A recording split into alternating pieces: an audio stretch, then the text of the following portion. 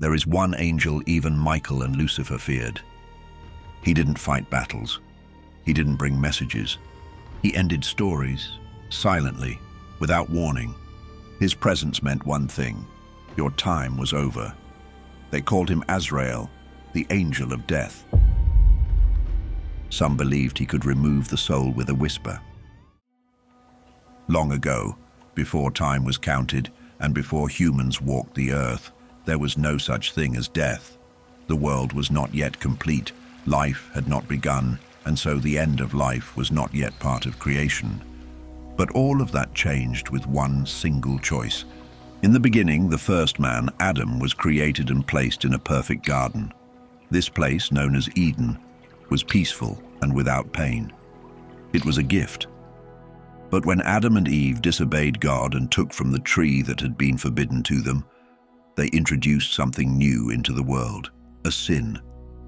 And with sin came the consequence that had never existed before: death. From that moment, death became a reality for all of humanity. Humans would no longer live forever. Instead, they would be born, grow old, and eventually die. And because death was now part of the world, someone had to be responsible for carrying out this new part of the human journey.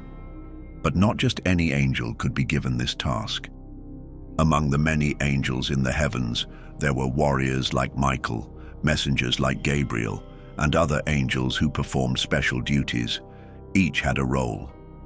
But the task of bringing death, of ending life and guiding souls to the next world, was something different.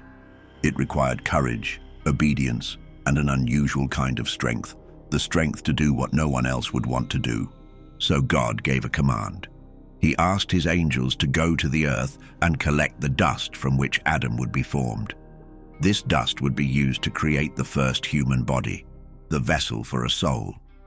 One by one, the archangels were sent to complete this task. Some sources say that Michael tried, but the earth cried out and asked him not to take its soil. Others say Gabriel approached the earth and felt compassion for it, leaving it untouched. Each time the angel returned to God without the dust, unable or unwilling to carry it away. Then God sent Azrael. At that time, Azrael was not yet the angel of death. He was simply one among the angels, faithful, obedient, and silent. But when he was sent, Azrael went to the earth and did what none of the others would do. He gathered the dust, even as the earth wept and begged to be left alone. Some stories say that Azrael spoke to the earth and promised to return the dust in time. Others say he said nothing at all. What mattered most was that he completed the mission and brought the dust back to God, and with that single act, everything changed. Azrael had proven something that none of the others had. He had shown that he could carry out the most difficult task without delay, without complaint, and without letting emotions stand in the way. Because of that, God gave him a role unlike any other. Azrael would become the one responsible for the beginning and the end. He would be the one to guide the soul from its creation to its final moment in the body, and then carry it beyond. From that point on, Azrael was no longer just an angel. He became Malak al-Maut, the angel of death. Azrael's success in collecting the dust from earth was a sign that he alone could bear the weight of death. No other angel had the heart to do it. It was not because they were weak, but because the role was too heavy, and the name Azrael, meaning help of God in Hebrew, became linked with this function to help the soul cross from this life to whatever came next. So yes, Azrael is known across Islamic and Jewish traditions as the angel of death, but his work is much more than simply ending life. His main responsibility is to separate the soul from the body at the appointed time of death. But taking a soul is only part of what he does. In both religious texts and oral traditions, Azrael is described as a psychopomp, a being whose role is to guide souls from the physical world into the afterlife. He doesn't just end the connection between body and soul. He helps carry that soul forward, beyond this life, toward whatever awaits on the other side. That journey might lead to peace, reward, or judgment, but Azrael's task is to make sure it begins. He is the one who opens that door. According to several traditions, Azrael carries a divine scroll or record, sometimes described as a book, on which the names of all human beings are written. When a person is born, their name is added to this list. When they die, their name is erased. The scroll represents the ongoing awareness Azrael has over all living people. He does not act based on emotion or personal judgment. He waits for the moment when the scroll tells him it is time. This scroll shows that Azrael's job is deeply connected to destiny. He does not randomly appear, nor does he choose who dies and when. He only acts when God gives him the command. This is an important part of his nature. Unlike the rebellious angel Lucifer, or even the warrior Michael who leads battles on God's behalf, Azrael is completely obedient. He does not act on his own.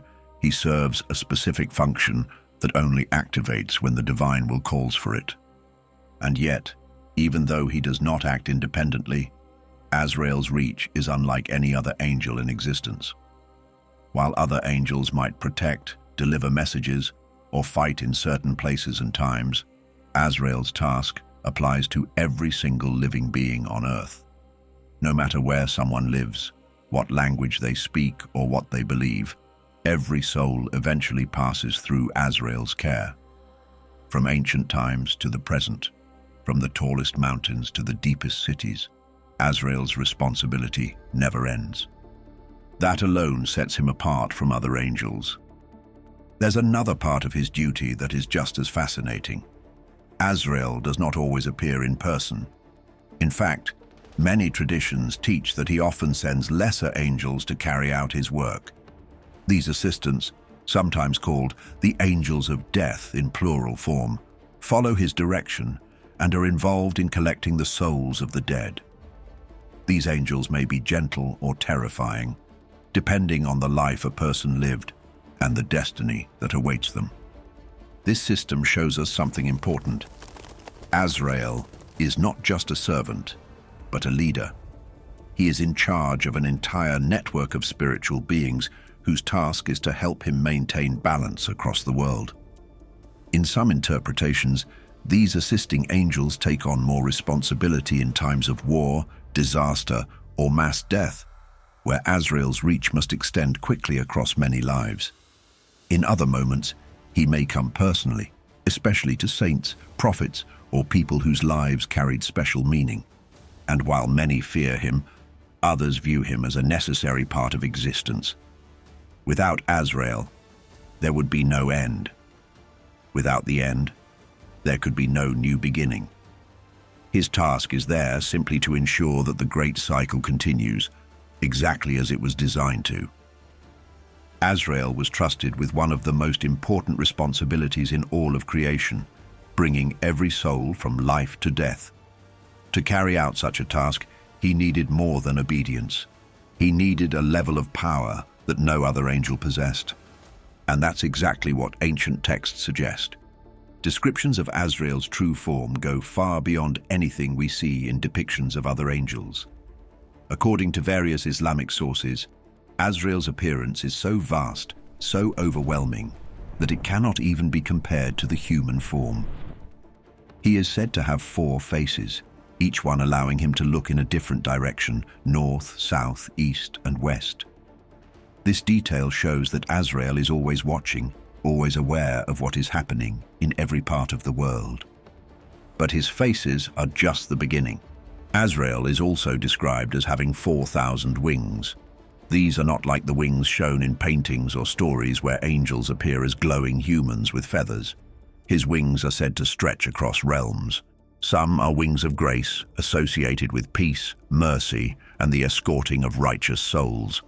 Others are wings of punishment, terrifying in their appearance and function. These wings are said to be made of iron rods, sharp hooks, and heavy scissors to cut and tear. These wings are reserved for souls marked by sin, and they reflect a different side of death, one that brings fear rather than peace. And then there's the size. Some Islamic scholars, such as Ibn Jafar al-Wa'idh and others who wrote classical commentaries, described Azrael as having 70,000 feet or limbs. Each one is said to serve a purpose, connected to his ability to interact with countless souls simultaneously. These numbers are used to explain how one being can carry out his task across every nation, every people, every person. His form is beyond what the human mind can imagine, and it must be, because his job spans all of Earth. I became what I am now. No longer Lucifer, the morning star, but Satan, the prince of darkness. My kingdom was born of rebellion. I thought I would finally be happy, that I would find fulfillment in ruling a realm of my own. But even as I looked upon my new domain, the bitterness lingered. I had sought equality, freedom, and a throne to call my own. Instead, I had lost everything, my place, my light, and the harmony I once cherished. Yet, despite it all, my anger burned brighter than ever. I would not surrender. The war was over, but my fight had only begun. In the silence of my exile, I watched from the shadows as God's creation continued to unfold. Though cast out, I was not completely severed from the divine realm. I could still see His works, His designs, and what I saw reignited my hatred, a new creation. God, in His infinite power, formed beings unlike anything I had ever seen. They were called Adam and Eve, the first of humanity. They were made of flesh, fragile and finite, yet gifted with something extraordinary: free will. And more than that, they were made in His image, a reflection of His divine nature. Where once I had been the most radiant of His creations, now these weak and mortal beings were given the place I had longed for. My hatred grew stronger. I watched as He breathed life into them as they opened their eyes and stood in the garden He had created for them. It was called Eden, a paradise filled with beauty and abundance. Rivers of life watered its lands, and every tree bore fruit for their nourishment. They lived in peace, walking freely with God in perfect harmony, untouched by pain, suffering, or death. And He loved them. I could feel His delight as He walked with them, spoke to them, and shared a closeness that I had once known. It was unbearable. These small, imperfect creatures had been chosen for the relationship I had been denied. I, who had stood at the very throne of heaven, who had walked among the fiery stones, was cast out while they were exalted. It was an insult I could not forgive. If I could not ascend to God's throne, I would destroy His creation instead. I watched them closely. These humans were so innocent and unaware of the dangers around them. They lived in harmony with their Creator, untouched by pain or suffering, knowing nothing of rebellion. But I saw their weakness. The free will God had given them, the gift meant to draw them closer to Him, could also be their undoing. In the middle of the garden, there was one tree from which they were forbidden to eat, the tree of the knowledge of good and evil. It stood as a test of their obedience, a reminder that even in their freedom, they were subject to God's will. This single command was their only limitation. I knew that if I could lead them to disobey, I could sever the bond they shared with God. And so I devised a plan. If I could corrupt them, turn them against Him, I could mar His perfect creation. I would take their free will and twist it, showing them that their choices could lead to ruin instead of life. They would know pain. They would know suffering. They would know death, just as I had. I was skilled at persuasion, and I knew how to make the forbidden seem irresistible. I would plant doubt in their minds, whisper promises of wisdom and power, and lead them to the one act they were told not to commit. And so I entered the garden, not as the radiant prince I once was, but as the tempter. I took the form of a serpent, approaching the woman with subtlety and purpose. She was near the tree God had commanded them not to eat from. I knew her obedience to him rested on trust, and trust could be easily broken with the right words. I whispered to her, just as pride had once whispered to me. "Did God really say you must not eat from any tree in the garden?" I asked with a calm and persuasive voice. I needed her to question, to wonder if God's command was as clear and unyielding as she thought. She replied with innocence, but also hesitation. "We may eat fruit from the trees in the garden," she replied, "but God did say, 'You must not eat fruit from the tree that is in the middle of the garden, and you must not touch it, or you will die.'" Her response revealed both her trust in God and her lack of full understanding of his command. It was enough for me to plant doubt. "You will not surely die," I said, twisting the truth into a lie that sounded like freedom. "God knows that when you eat from it, your eyes will be opened, and you will be like God, knowing good and evil." It was a lie, but it carried just enough truth to draw her in. I had once longed to be like God, to rise above my place, and now I offered her the same choice. I watched her struggle, her gaze lingering on the fruit. Curiosity, desire, and doubt battled within her. The fruit looked beautiful, and the promise of wisdom was tempting. Then she reached out, took the fruit, and ate. At that moment, the first act of disobedience was done. She gave some to the man, and he ate too. The harmony of the garden shifted, as if creation itself recoiled at their choice. The innocence they had once known vanished, replaced by shame and a heavy awareness they had never felt before. They hid themselves, covering their nakedness, their shame obvious even to me. When God called out to them, his voice was filled with sorrow and justice. He already knew what they had done and who was behind it. But I felt no regret. I had succeeded.